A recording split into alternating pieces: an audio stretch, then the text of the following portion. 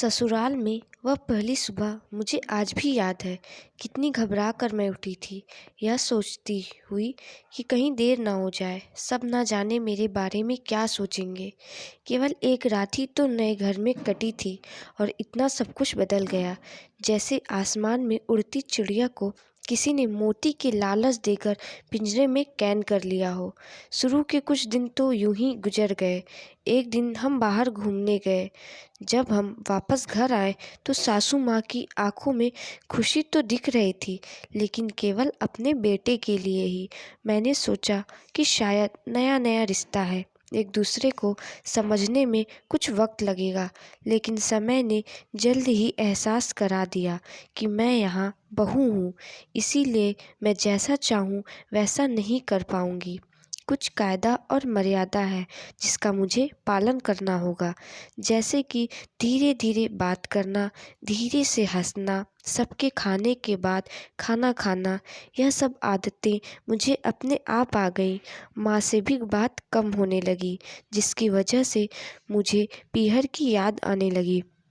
ससुराल में पूछने पर कहा गया कि अभी नहीं, कुछ दिन के बाद जाना। जिस पति ने शादी के समय कहा था कि आपकी बेटी पास में ही तो है, कभी भी आ जाया करेगी, उसके भी सुर बदल गए। अब मुझे धीरे धीरे यह समझ में आ गया था कि शादी कोई बच्चों का खेल नहीं है। इसमें केवल घर नहीं बदलता, पूरी ज़िंदगी बदल जाती है। अब मैं कभी भी उठकर अपने पीहर नहीं जा सकती, यहाँ तक कि पीहर वालों का भी मुझसे मिलने के लिए पूछ कर आना पड़ता है।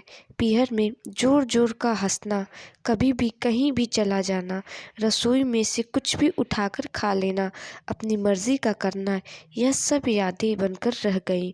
अब मुझे समझ में आने लगा था कि क्यों विदाई के वक्त सभी लोग मुझे गले लगाकर रो रहे थे। असल में मुझसे दूर होने का एहसास उन्हें हो रहा था, लेकिन एक और बात थी जो उन्हें अंदर ही अंदर परेशान कर रही थी कि अब जिस सच्चाई से मुझे इतने दूर रखा गया है, वह सच्चाई मेरे सामने आने वाली है। पापा का यह झूठ कि मैं उनकी बेटी नहीं बेटा हूँ, अब और दिन नहीं छुप पाएगा, जो कि उनकी सबसे बड़ी चिंता थी कि अब उनका बेटा, जिसको कभी भी बेटी होने का एहसास नहीं कराया था, जीवन के इतने बड़े सच से सामना करने जा रही थी।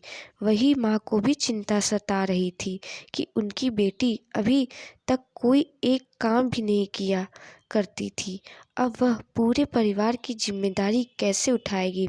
सभी लोग मेरे इस विदाई और पराई होने का दर्द जान रहे थे, सिवाय मेरे। इसीलिए वह सभी लोग रो रहे थे। आज मुझे समझ आ गया कि उनका रोना गलत नहीं था। अगर मेरी कहानी पसंद आई हो तो ऐसी और कहानियाँ सुनने के लिए मेरे चैनल को सब्सक्राइब करें, लाइक करें, कमेंट करें, शेयर करें। धन्यवाद।